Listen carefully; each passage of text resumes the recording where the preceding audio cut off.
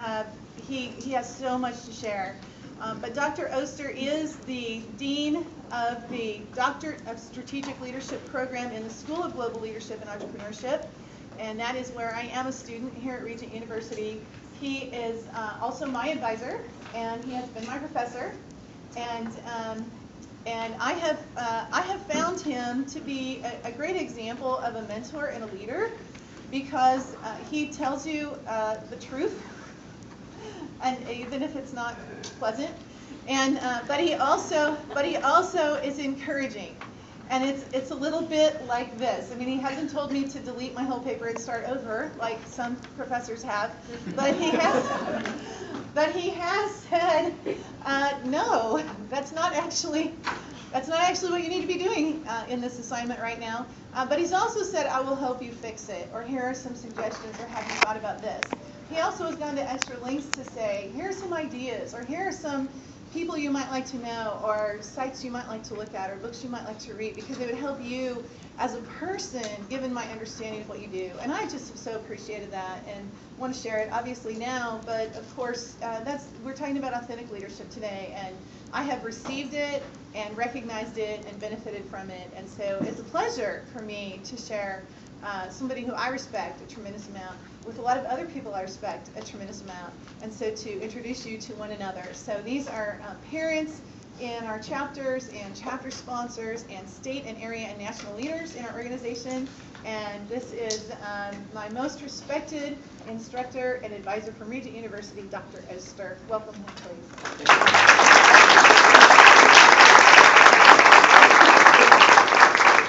I hope you don't mind if I sit down here and be comfortable and chat with you. This is going to be fairly interactive.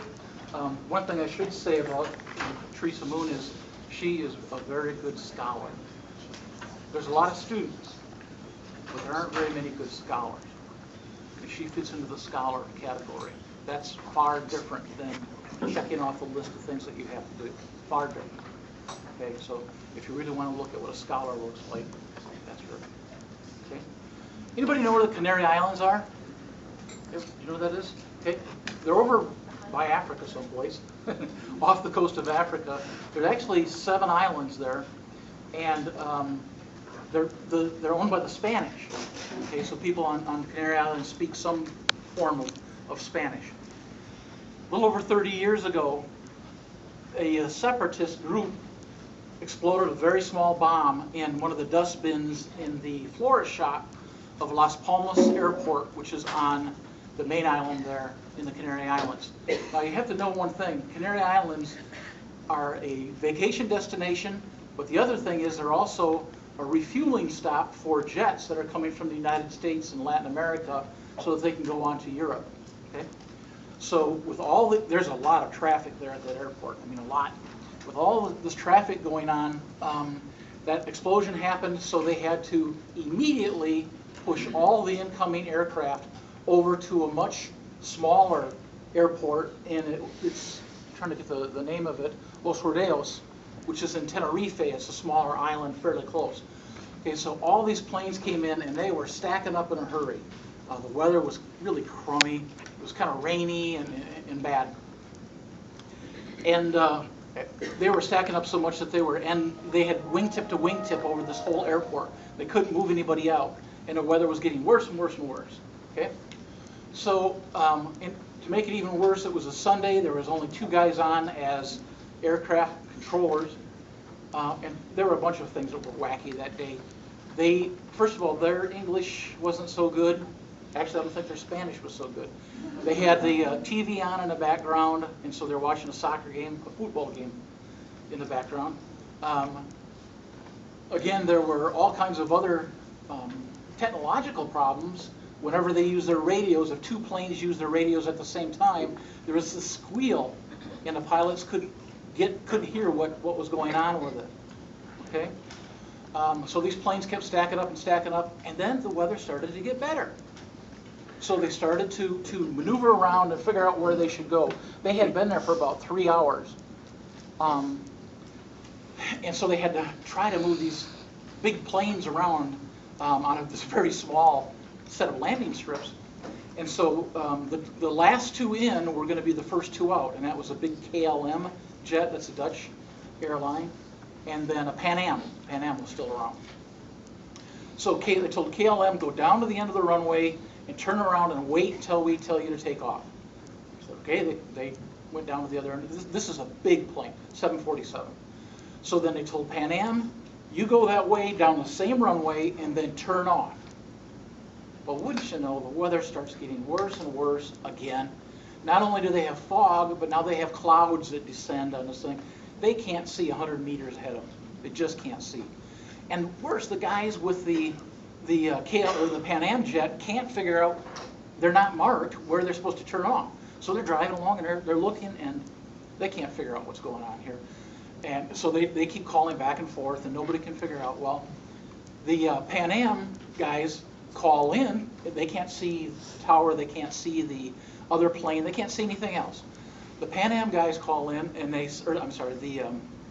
Am guys call in and say, we're ready to go here, and we're moving along, and we need help on figuring out where we're supposed to go. And the KLM guys who are sitting there call in virtually at the same time and say, we're at post, we're ready to take off.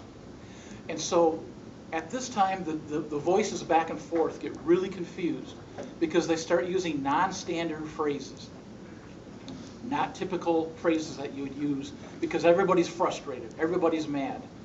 Another problem was that in much of Europe, if a pilot flies for more than 15 hours, they have to be grounded at that spot and have to wait, I think it's 24 hours until they can fly again. And these guys were coming up on their 15 hours. All of the European pilots were. So down at the end, the KLM is sitting there, and the captain reaches down and starts to throttle up, and the co-pilot says, hold it, we haven't been given passage here, we can't take off. So he calls in, and the guys in the tower kind of babble something, nobody understands what they say.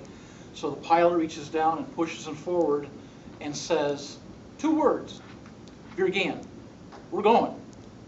We're going. Now this is a guy who's a big shot. He's been in these planes for years and years and years. So they take off down a runway, and forgive the long story, but they take off down the runway, and as they're going down the runway, suddenly they see the Pan Am jet on exactly the same runway. And so the Pan Am jet full throttles and tries to get off just drive off the side of the thing. They're sideways, and they're going as fast as they can. A huge jet like that takes a little while to get any motion going. So to make a long story short, the KLM jet gets off the ground a little bit, but not enough, slices through the top of the Pan Am jet, and they both explode instantly. They're both full of fuel. And 583 people died in that collision. We don't really think very much about it, but 583 people died. Tragic, sad people, a lot of families still feel sad about it. Here's my point, after all that, here's my point. We tend to use success stories, we tend to use best practices to teach other people. And I advocate that we also, not exclusively, but that we also use failure analysis. And I want to tell you why. Okay? That's my goal here today. So this disaster at Tenerife still remains as the largest loss of life in the world in an airplane crash. Now, success stories have a lot of problems. As you can see on your sheets here, and, success studies have problems. One is, no companies like to spread information about how they succeeded. Why would you do that? You're helping out your competitors. So getting accurate information is pretty hard. Many companies, many organizations put a positive spin on everything. It's like the guy who jumped out the window and on the 14th floor, and he gets down to the 12th floor, and he's going by, and the guy says, how's it going? He says, so far so good. And there are companies that do that, Best practices, we really don't want to injure the self-confidence and self-esteem of employees, so we don't want to talk about when Joe blew up the machine, or when this product died, or when this didn't work. So we have a tendency just to avoid those.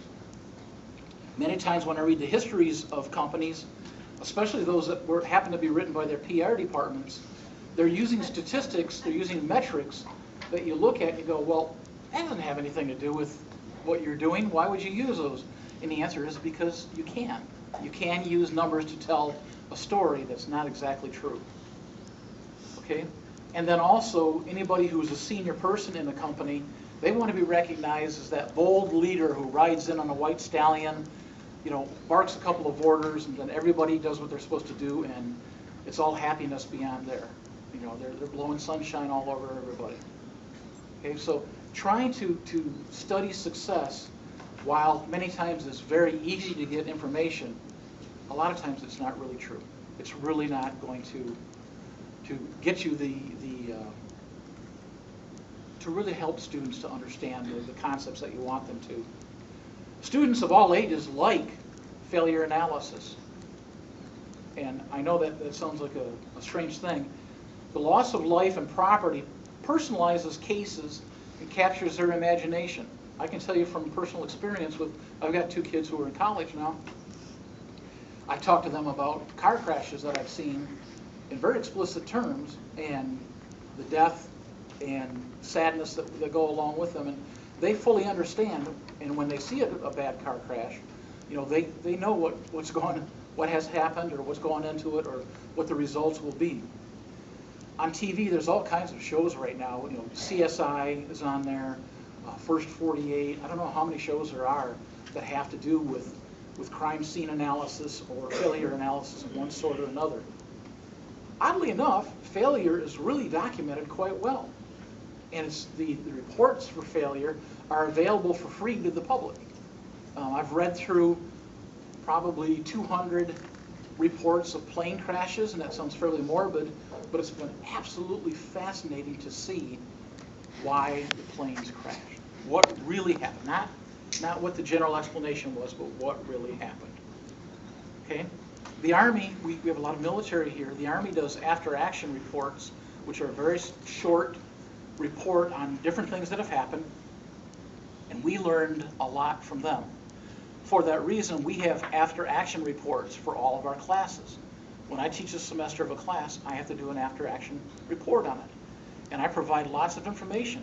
What worked, what didn't work, what I goofed up, you know, some things that didn't come across to students, what new materials I need, things like that.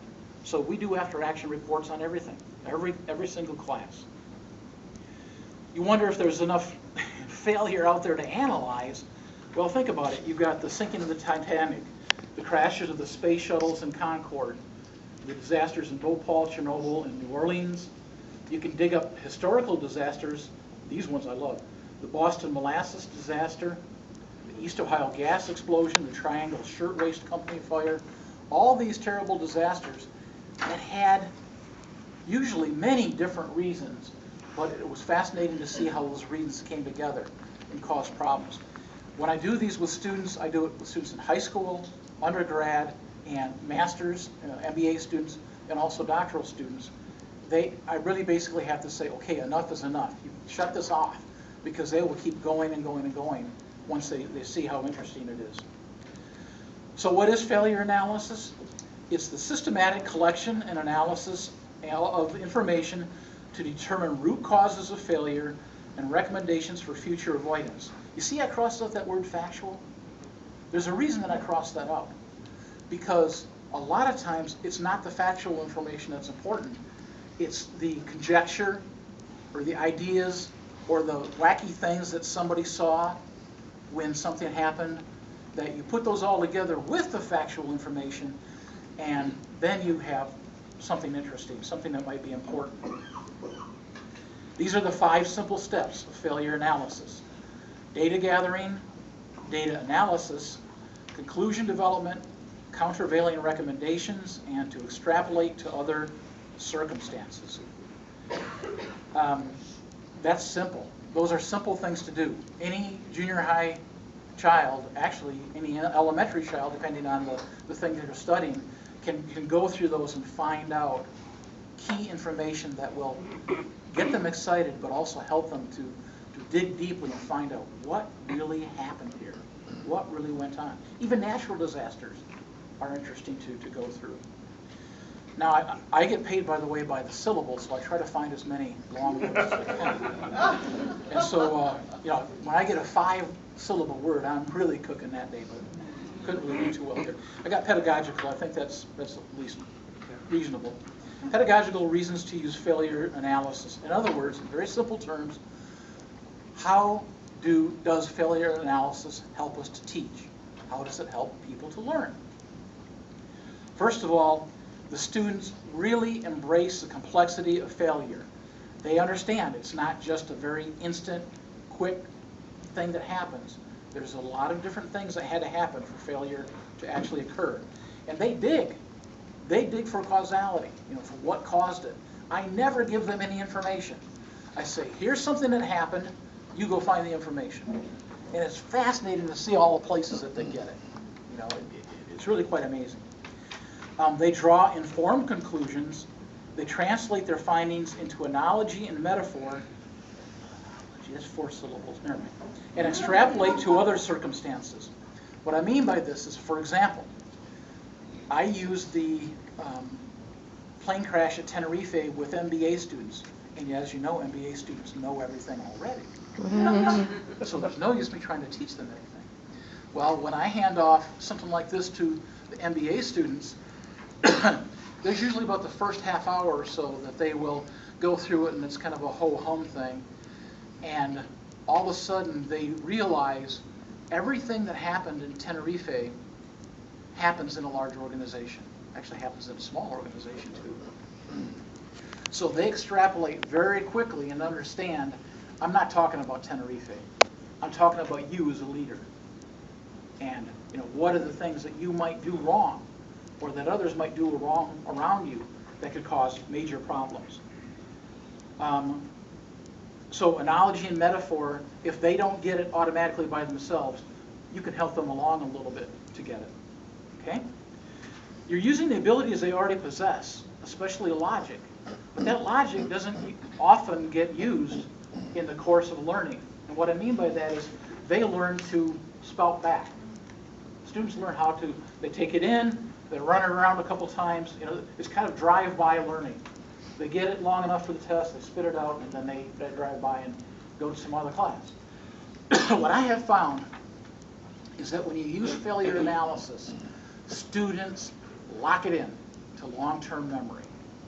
They get the concepts. They remember the concepts. I have students come back 5 years later, and the first thing they say is, man, when we did this project at that time, I thought it was really stupid, but boy, did I learn a lot out of that. So, you know, they do lock it into their long-term memory. Excuse me. Failure analysis is a pedagogically sound tool to determine root causes of failure and to appropriately teach the scientific method. I have given talks on this to other professors, and the first thing they say is, you're nuts. That's generally the first thing. We don't want to teach people the wrong way to do things. We want to teach them the right way. And then they start thinking about it during the course of our discussion, and they say, you know, we never talk about failure in whatever subject they teach. And again, I'm not saying from now on only teach failure. I'm not saying that at all. I am saying make sure that you leaven the success stories with some failure stories so that students can really, on their own, dig deeply, understand deeply, and therefore remember what they're learning. Okay? I welcome questions that you have about this. I know this is a kind of an odd thing. When I first started working on this, I did it because I just actually tried something in one of my classes, and the students wouldn't stop talking about it. And I'll tell you what it was. It was the Teresa might have already gone through this. It was the sinking of the ship, the Vasa, in Sweden. And the Vasa sank after going 150 meters on its maiden voyage. And that's pretty interesting. You have a brand new ship. It's 5% of the Swedish GNP. And on its maiden voyage in a nice calm harbor, it goes to the bottom. Okay? It is a perfect thing to study when you look at project management run amok or run awry. You know, it's just really interesting to look at. So we use those kinds of things. Yes, sir. Well, you know, since we're here for speech and debate, can you make the leap now into our world, and two things that come to mind, and maybe I'd like to hear from some coaches too. How do you apply this in the sense that all of us have seen students devastated when you point out all the bad things that they did in their talk? And so therefore, do you advocate still doing that and making them run through that emotional gauntlet, possibly, for the sake of learning from failure, or look at other people's speeches, like someone else's failures? How can we best apply this to what we're doing with our students? I tend to look at this a little bit differently. Okay, you are more experts in speech giving than I am, obviously. That's what you guys do. What I'm talking about more is using failure analysis as the content or the fodder for talks. What students can actually use for talks. And we tend to say, let's talk about this great business person and how successful they were. Well, how about we talk about somebody who really tried hard and they blew it, they bombed. Okay? And let's still respect and honor and talk about people who aren't in the front page. So you're talking about subject matter. More subject matter, yeah. Okay. Now, there may be a way to do this. I'm just not an authority in that area. There's a real reason that I'm not in the speech department. Yes, ma'am.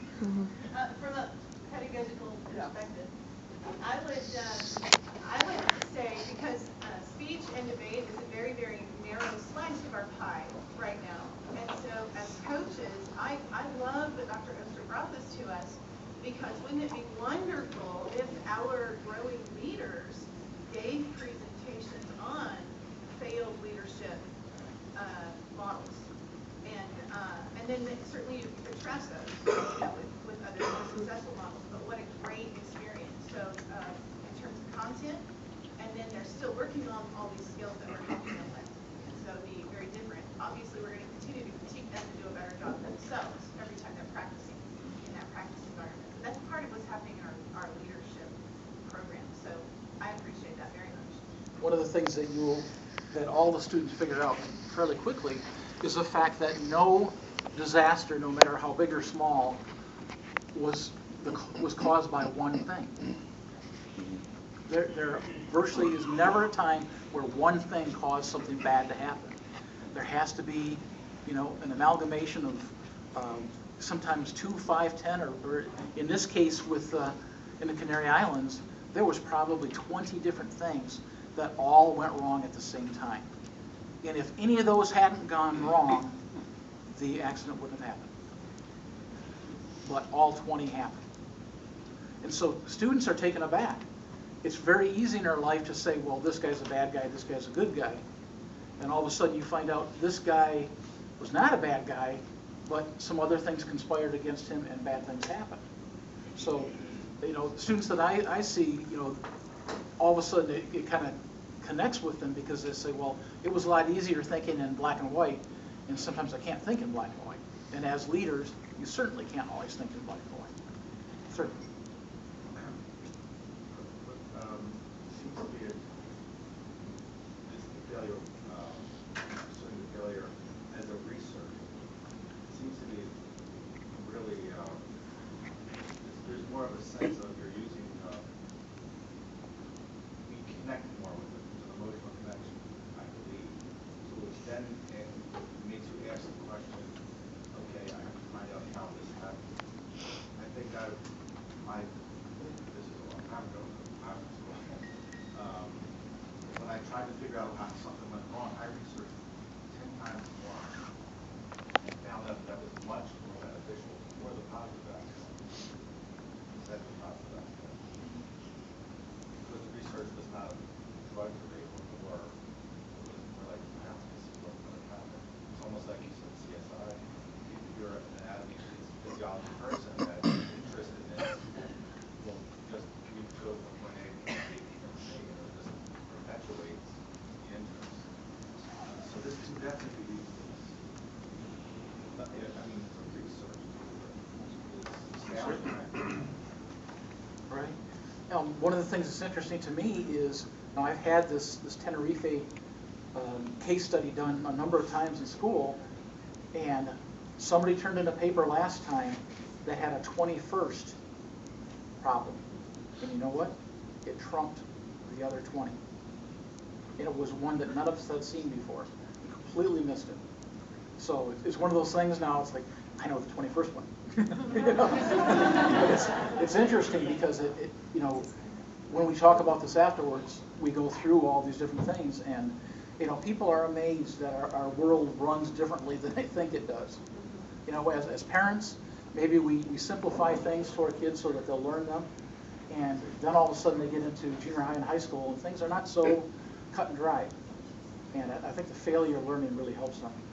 The young lady with the blonde hair back there. Dr. Esser, would you address why we don't? And for context, I think, at least when my own children were younger, there were groups of people that felt like they were failing in areas, and I wanted to avoid them. And so I didn't explore what caused these failures. I tried to get far away from them. So I can recognize that as one, issue for me. I became a little bit emotionally attached. But could you identify some of what maybe blocks us from really looking and exploring and asking how this failed? None of us likes to fail personally. None of us. I don't like to, you don't like to. Okay? And so when we look at failure analysis, almost always we can find things that are common to not only other people but to ourselves. So we tend to avoid it. We tend to avoid it. We want to read the stories of the Steve Jobses of the world and say, I'm just like Steve. You know, I'm just like him. Okay? So when you read something about somebody else, you don't want to say, I could be just like him. And yet, that may be a very worthwhile way of learning. So I'm with you too. I mean, especially I've got a son and a daughter. With my son, show him everything. My daughter, edge her over to the kind of the safe subjects. Well, I learned a long time ago that wasn't getting me where I needed to be. She needed to understand how the world actually works. And failure analysis is a good way to do that. So, yes, ma'am.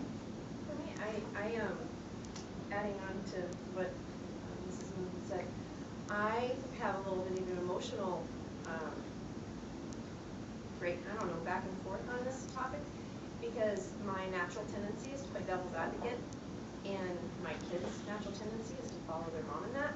And so I think of when I've been in teaching them failure analysis is to continue kind of going down that negative path and teaching them to look at the negative side of things and instead of positive, because that's where me personally, try to push myself, because the critical thinking skills of the failure analysis are more negative thoughts than positive thoughts, but I see the value in it, and I know that that's very important in their life, to be able to lay that foundation of truth and recognize that what things look like on the surface is much deeper, but it's an emotional thing for me. An easier way to handle that, first of all, you're exactly right. It's emotional for everybody.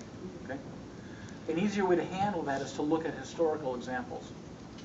The Boston molasses disaster, which you've probably never even heard of the Boston molasses disaster, is fascinating to study. And there are so many different components of it. You had an 8-foot wave of molasses rushing through the streets of Boston that killed hundreds or dozens of people, I should say. And, fascinating study. They knew weeks before that it was going to happen. Different people did, but nobody would stand up and say, hey, we got to do something right now. It was always later, and then it was too late. So, when did that happen? 1919. Long time ago. Seems like yesterday. Yeah, seems like yesterday. Wait, yes, ma'am. Would you say that failure analysis could also be coupled with, in a way, character analysis? Oh, yes. And that we're to develop character in our children, so we're bringing out what character issue of this person, because there's these disasters, which you also agree that there's always human error. Always, that's at least one. Would you agree? One part of it. So there's always an exploration of what character issue was a poor character.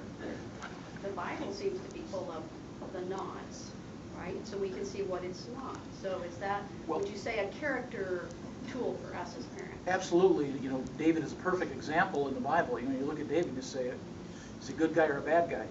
Well, yeah. A little bit of both there. And it's the same thing, you know, one of the companies I've studied a lot is 3M. And if you talk to the guys in 3M, they refer to themselves as a company founded on failure. That it's not how bad you mess up, it's how you recover. And what you get out of that. So when we teach failure, I don't really think that we're teaching people how to fail. What we're trying to do is to give them, show them the characteristics that'll help them once a failure does occur to be leaders and pull the rest of the crew with them out of that problem. So it's, again, it's a difficult thing to face, but still it's important. Yes, sir. Yes. I work in the software. I'm in Maryland, I'm on the East Coast, but I like to follow what goes on in Silicon Valley and out there with the startup culture. I don't know if you read about that or follow that, but I follow them kind of enviously. But it seems like out there, you know, everyone expects, oh yeah, you know, if they have one startup, that's not a mark against you. They almost, it's kind of like a badge. And, you know, whereas they just seem to accept it, like, well, sure, of course you're not going to succeed in your first startup, and so try the next one. There seems to be a culture of not only accepting it, wanting to use the cliche embracing it, but they almost look upon it as, yeah, you know, did this, you tried it, you learned, great, you know. Well, and venture capital companies, they don't, you know, maybe you have multiple failures, and they say, okay, this person can't really cut it, but one is not trying to say, watch out, this guy failed. You're precisely right. In fact, the venture capitalists will ask right away, what have you failed at? That's one of the first questions they ask. And the person will say, I failed at this. They'll say, why? I didn't watch cash flow. I didn't watch cash flow in our company. And we got nailed because of it. They know that that person is going to be watching cash flow with an eagle eye from then on because they've already failed at it. They know what it is. When we do this thing with failure analysis, we get to step into the place of that guy without losing any money, you know, just by learning it that way. I did a course on innovation in the UK at Oxford in the summertime some years ago, and it was really funny because I had a number of British innovators in, and I had a number of people who were British academics and government officials and things like that. And the innovators were just like our folks in Silicon Valley. They were very, very similar to them. They would do anything, try anything. You know, action was way better than planning, and they just went and did it. But whenever I talked to a government or an academic official, the first thing they would say is, it's not like you can go out in your potting shed and make something. And the answer is, yes, it is. Yes, it is. You can go out in your potting shed and fail. Go ahead. Where there's a lot of things that are invented in the UK that ultimately get developed and sold here in the United States, but not by the British. And that makes them really mad. And so, you know, that part doesn't fit. Yes, it's okay to fail. Go ahead, fail. But they don't want to. That looks blemish your record. Sir? I have worked my whole career in corporate America, and sometimes on failure analysis, the goal is to attach blame to somebody. And I think that's why there tends to be angst associated with it. So part of your culture can be, sometimes blame does need to be attached, but in many cases it does not. And if you can just get into your culture and talk about that failure has its place, it's going to have its place. I always like to talk about with my group, who hasn't made a mistake at work? Nobody. So it's going to happen. It's just how do you learn from it to make sure it doesn't happen again. So that's the biggest thing I find with things. They're afraid it's going to go, that's not their stuff. I like to watch the Army's after-action reviews because there's not a lot of this finger-pointing thing going on. It's, you know, people are asking the right kinds of questions, like we talked about before. They're digging deeply and saying, okay, what could be fixed?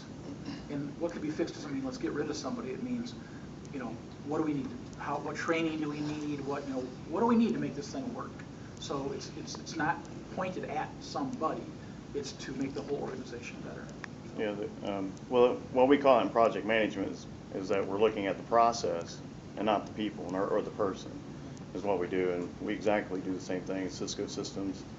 But to tie back a little bit about this failure analysis back to presenting to an audience, I've used it recently and presenting customer service where I basically pulled out different experiences that we ran into that were basically on the negative side, but we showed all the challenges and what we did in order to delight our customers, to show them we're committed, or to present something communications failure, as you have here in this Tenere story, and then performance as well, where we fell in measuring ourselves, and then how we kind of made up for that and redeemed it, and then changed what we were doing, and how we, because we measured ourselves, we were able to perform even better, at the next time or the next service that we provided. And so I found it to be very successful in teaching through story and showing the negative aspect. And if anybody watches a movie, we all know, stories are boring when everything goes perfect, right? Because it doesn't really mimic real life. And if we're not talking about real life, you're going to lose your audience. And I think this is very, very helpful, and I think it's a great teaching tool. When I talk about motivation for students, I have to tell you, my students get really bored reading about people that have succeeded. They just, it's like, that's nice. But when I tell them and show them, here's all the things that person had to overcome. Here is, screw up after screw up after screw up. I mean, it was just a disaster. This guy was a walking mess. And here's how it turned out. Here's what he had to do. Here's what he had to change in order for him to succeed. So, that's important. My in-laws are both survivors as children of World War II, Germans caught behind Russian lines.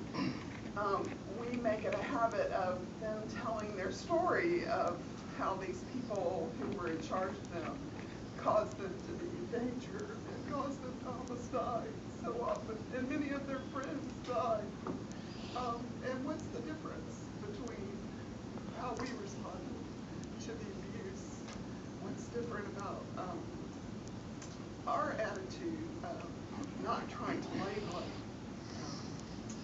And the marked difference between my in-laws' attitude toward people and their siblings who are bitter and hateful and for their whole life tried to reconcile the blame on someone, and they've chosen to forget. And I think that these life lessons are remarkable for our children, and we don't need to avoid the pain. Your kids, the kids that you deal with, are leaders now and are going to be leaders in the future. Think about this. Would you rather have a person as a leader who has seen, good leadership and bad leadership and knows the difference, or do you want somebody who's got little rainbows over top of their head and little birds chirping around and things like that? I'd much rather have somebody come in and says, here's what I know works, here's what I know doesn't work. Let's go. Let's get this together and go. Okay? It's just one of those things that we have to understand how important it is to know both. Okay? One last question. Anybody? Yes, ma'am. Going back to how we can use this as coaches, I look at the debate situation. There's always the pros and cons, and so we're teaching our students to look for in that process a negative, if you want to say, to the resolution. In either way, so we're teaching them that there is always this negativity out there or this failure. But I think I agree totally with you that we have to, from our children are very young, expose them to failure and success. So when they do come up against it themselves, it's not foreign, and it won't just slam at it. They will learn how to, from watching it, get exposed to it, and as you walk through that, make it more easy, I think, to do that themselves when they're going to fail. And when our children fail themselves, or we fail, once we walk through that, I think it's much easier. But I think going back to the speech and debate, I think this would be really helpful in the debate process. Debates are wonderful. What I would encourage you to do is to remind students that again, you don't have a, you know, black side, white side, that there are other things that went on, you know, have them dig deeper, because if they don't, it becomes too easy to say, well, I could easily choose between A and B. It's just not that easy. Sometimes it's really hard to decide what's going on. So, okay, I appreciate very much your time today. If I can ever help you, you've got my email on the bottom here. If you know of any 5 or 6 syllable words, I want my salary to go up. Okay, thank you.